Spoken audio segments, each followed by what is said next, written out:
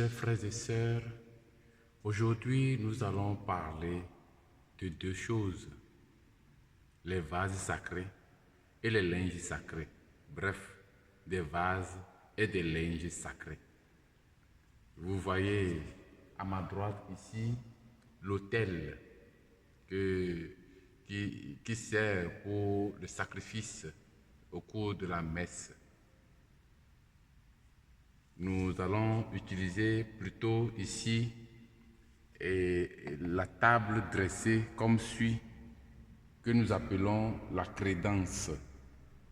C'est la table sur laquelle on met les oblats. Les oblats sont ces éléments que vous voyez, ce qui va servir pour le sacrifice au cours de la messe. Alors nous allons vous montrer ces éléments que nous utilisons avec les noms et pour que nous puissions faire la différence. Sans trop tarder, nous allons commencer. Nous avons ici des éléments qui nous permettent de faire le sacrifice eucharistique. On a nécessairement besoin de certaines choses. Pas nécessairement tout ce qui est ici, mais il y a certains éléments vraiment indispensables pour la célébration. Nous avons ici cette vase qu'on appelle le ciboire. C'est cette vase qui comporte les hosties, d'abord avant la messe, les hosties non consacrées, et après la consécration, qui porte donc les hosties consacrées. Et on l'appelle ciboire. Souvent, c'est la vase qui a un couvercle comme ci. Mais il y a d'autres ciboires qui n'ont pas le couvert. Ils sont aussi faits pour porter le corps du Christ. Nous avons cette forme encore qui est un ciboire ouvert. Ça n'a pas de couvercle, mais ça permet de faire la consécration. Et ça permet d'avoir des vases pour distribuer la communion après la consécration. Nous avons cette vase aussi qui joue deux rôles en même temps. Et c'est en même temps un ciboire ovale, mais qui sert généralement pour parthène. La parthène, c'est la vase sur laquelle on pose soit seulement l'hostie du célébrant, soit l'hostie du célébrant avec l'hostie des fidèles. Et donc cette vase permet de jumeler les deux en même temps et avoir beaucoup d'hosties fidèles ici. Ça dépend du nombre des fidèles qui participent à la messe. Donc on pourrait utiliser cette parthène ou on pourrait utiliser cette parthène. Celle-ci porte généralement seulement l'hostie célébrant. Ça, c'est l'hostie célébrant dominicale pour les dimanches ou les fêtes. Et puis l'hostie célébrant en semaine, c'est beaucoup plus petite que celle-ci. Il y a encore d'autres dimensions plus grandes que ceux que nous avons ici. Et ceci s'appelle hostie fidèle. C'est ce qui est généralement distribué aux fidèles. Et parfois, un fidèle peut avoir accès ou peut avoir une partie de l'hostie consacrée, de l'hostie du célébrant. Oui, l'hostie célébrant, c'est-à-dire si le célébrant est seul, il ne va pas communier à toute l'hostie consacrée là. Et il divise en deux et puis le reste, il fractionne et distribue aux fidèles. Donc ce n'est pas que c'est une ségrégation, les prêtres, eux, vont prendre seulement ceci, les fidèles vont prendre ceci, non. Et ceci, c'est fait de certaine manière à avoir une forme beaucoup plus présentable et jolie et à distribuer facilement. Mais on peut aussi en donner ceci s'il y en a. S'il n'y a pas beaucoup de concélébrants et qu'après consécration, après que les célébrants ont communié, il en reste, on peut en distribuer aux fidèles. Nous avons aussi cette vase qui n'a jamais de couvercle, mais qui est un peu différente de cette vase-ci. Ceci, nous l'avons appelé ciboire, mais ceci, nous l'appelons calice. Et calice, c'est la vase qui porte le sang du Christ. La vase qui porte le sang du Christ. On l'appelle calice. Nous avons ici des burettes. Des burettes. Et c'est identique.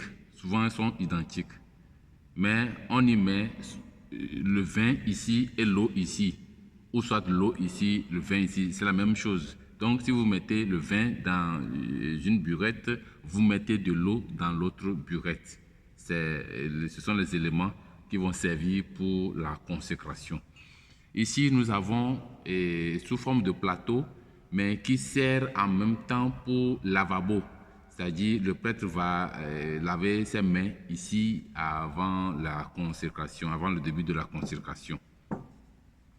Voilà les vases dont nous avons besoin. Et pour une célébration eucharistique, on a forcément besoin de cette vase que nous appelons calice. On a besoin de cette vase que nous appelons patène, ou cette vase qui peut servir à la place de patène. Et ça veut dire que nous mettrons ici l'hostie célébrant en même temps avec les hosties fidèles. Et ça peut se faire en semaine ou messe avec peu de nombre.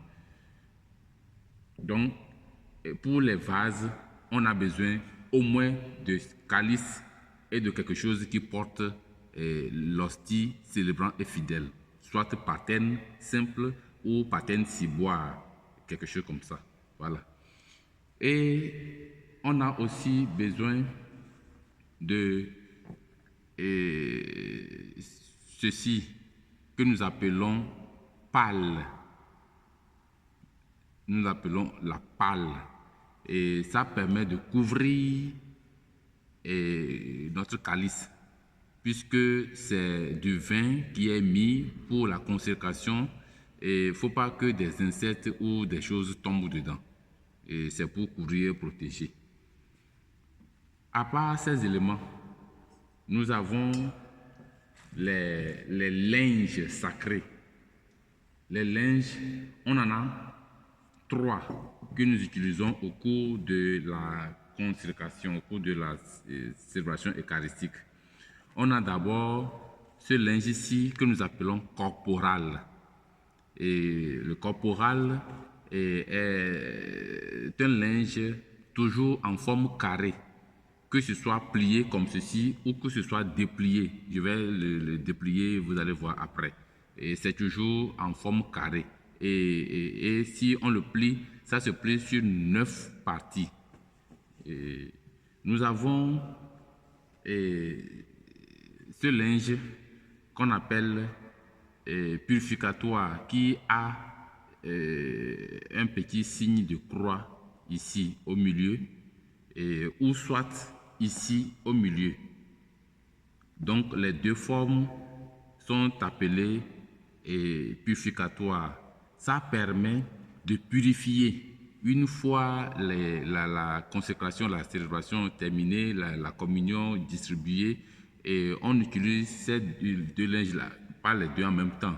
Et vous prenez un et on essaie de récupérer. On récupère les miettes du corps du Christ qui soit reste sur la patène, soit dans le ciboire ou soit sur le corporal.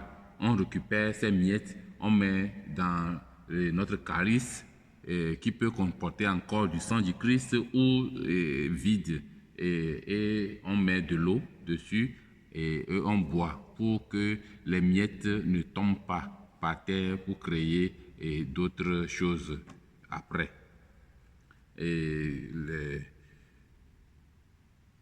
On a besoin aussi de ce linge qu'on appelle manutège, qui dispose sa croix au bout ici, au bord.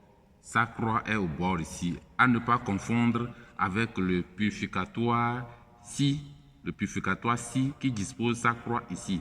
C'est toujours au milieu. Vous voyez qu'il n'y a pas de bout. C'est plié de manière à avoir la croix au beau milieu ici. Par contre, pour le manutège, il y a la croix au bout ici. Et ce linge permet aux célébrants de se purifier les mains une fois les avoir lavées. Et il va utiliser l'eau avec le lavabo pour se laver les mains et utiliser ce linge ici pour les nettoyer. Donc on l'appelle manutège. Ça permet on l'utilise pour essuyer les mains. Par contre, celui-ci, soit ceci, c'est la même chose. On l'appelle purificatoire. Ça permet de purifier. Celui-ci, qu'on appelle le corporal, porte directement le corps du Christ. Porte directement le corps du Christ. Alors, pour une célébration eucharistique, on a forcément besoin de ce linge ici, le corporal. On a forcément besoin de ce linge ici pour la consécration. C'est le linge qu'on dresse sur l'autel et on fait la consécration. S'il y a un élément à consacrer, que ce soit l'hostie ou que ce soit le vin, et qui se trouve hors de ce linge qu'on appelle corporal, après la consécration, l'espèce qui se trouvait hors de ce corporal n'est pas consacrée. L'espèce qui se trouve hors de ce corporal n'est pas consacré. Donc tout ce qui doit être consacré doit se retrouver sur l'étendue de ce linge qu'on appelle corporal. Si on doit avoir plusieurs ciboires et calices, il va falloir prévoir plusieurs corporales. Il va falloir prévoir plusieurs, étendre, mettre partout, ou même trouver encore une autre table pour dresser et mettre le corporal ou les corporales dessus et disposer les calices ciboires là. Et supposons que c'est à une messe d'ordination épiscopale ou une messe, une grande manifestation qui rassemble un monde fou, et l'autel dressé ne peut pas comporter les vases nécessaires pour distribuer la communion à tout le monde. Donc on peut disposer d'autres tables dressées en autel et mettre toujours le corporal, cet élément-ci, et disposer les vases comportant les oblats pour la consécration. Maintenant, nous allons voir comment on met ces linges. On dispose ces linges, peut-être ces vases aussi. D'abord, le corporal. Le corporal est mis comme ceci. On dévoile les 9 carreaux et c'est plié en 9 parties. On dévoile comme ceci. Et parfois, le corporal dispose sa croix au milieu, juste au milieu comme ça. Très souvent, le corporal dispose sa croix au milieu. Mais parfois, le corporal dispose sa croix ici, au milieu toujours, mais la croix est plutôt projetée sur le bord.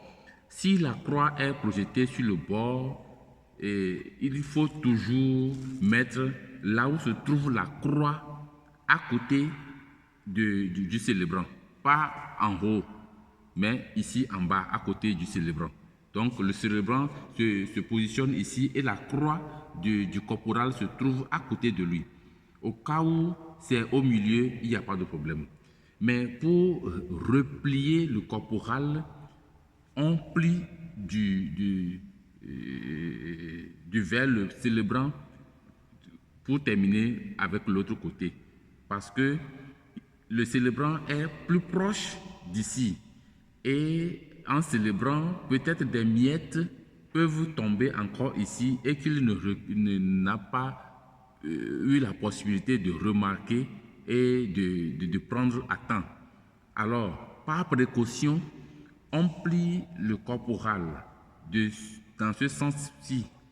D'abord, la partie qui est proche du prêtre va pour protéger autant que possible les miettes qui seraient encore restées. Alors, on plie la partie haut et droite et puis gauche. Quand on veut déployer toujours le corporal, on fait toujours dans le sens-ci, le gauche et puis le droit. Et la partie haut va d'abord et la partie bas vient après, pour que nous puissions replier comme ça. Pas dans l'autre sens. Il ne faut pas plier du haut d'abord avant de prendre le côté bas. Non, ça ne protège pas les hosties, les miettes qui sont restées. Alors, on plie, on déploie le corporal comme ça sur l'autel et doucement. Et on dépose. Après avoir fait les essentiels, on met, et si on veut utiliser seulement le pattern, par exemple, mettre en semaine où il n'y a pas il n'y a pas du monde, on met pattern ici et notre calice devant ici, avec le couvert qu'on appelle pâle. Et on peut disposer comme ceci. On peut aussi disposer comme ceci. Les deux sont toujours d'actualité. Mais s'il y a d'autres éléments, d'autres ciboires à utiliser, on peut déjà penser à comment modifier. On peut placer celui-ci ici et celui-ci ici ou changer comme ceci. Les deux ciboires qui portent les hosties fidèles devant et notre calice ici et puis notre pattern à côté. On peut toujours disposer, mais toujours faire de telle en sorte qu'il y ait la beauté dans tout ce que nous faisons. Il y ait la beauté dans tout ce que nous faisons.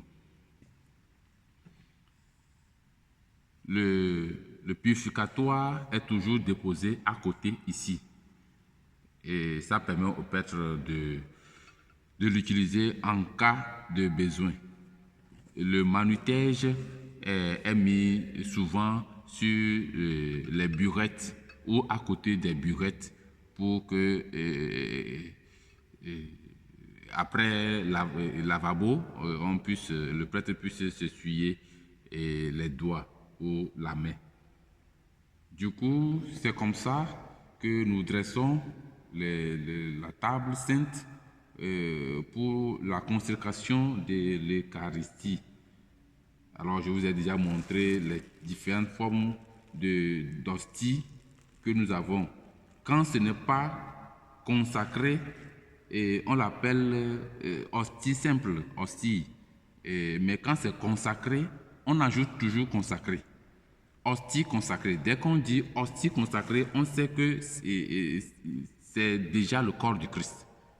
Donc nous avons hosties fidèles qui sont plus petites. On a l'hostie célébrant en semaine et puis l'hostie concélébrant. On l'appelle souvent l'hostie concélébrant parce que quand on l'utilise, plusieurs personnes peuvent, plusieurs prêtres peuvent déjà avoir part ici. Ou l'hostie dominicale, c'est-à-dire on s'entend à l'utiliser les dimanches et les jours de fête. On sait qu'il y aura plusieurs personnes, il y aura du monde en ce moment-là. Sinon, en semaine ou messe avec peu de monde, on utilise cette dimension de l'hostie célébrant.